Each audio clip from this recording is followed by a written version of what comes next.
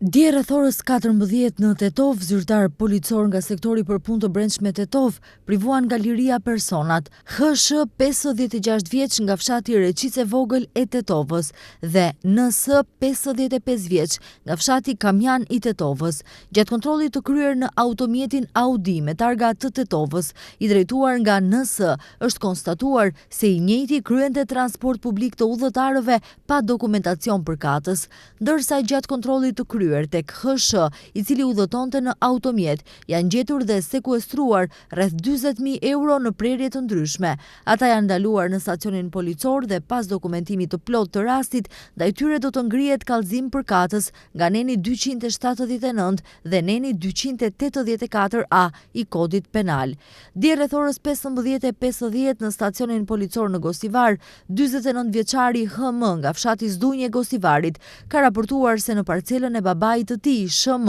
me sipërfaqe prej 2098 m2, për të cilën ka akt pronësor dhe marrëveshje për ndarje fizike të datës 28 dhjetor 2024 dhe të njëjtën me datë 16/04/2025 ka vendosur ta rrethojë me rrjet, për çka ka dërguar njoftim në komunën e Gosivarit. Kanë ardhur personat AJ, MB dhe EB nga Gosivari dhe i kanë ndaluar punën, duke i thënë se një pjesë e parcelës është e tyre dhe i kanë bashkangjitur një certifikat pronësie. Sipas kallëzimit, ai dyshon se 212 m2 janë marrë në mënyrë të kundërligjshme përmes falsifikimit të dokumenteve, po merren masa për zbardhjen e plotë të rastit. Dje rreth orës 13:30 në Gosivar, zyrtar policor të Departamentit të Policisë për Sigurinë në Komunikacionin Rrugor Gosivar kanë arrestuar personat SD 58 vjeç dhe AZ 84, të dy nga fshati Vrapçishti Gosivarit,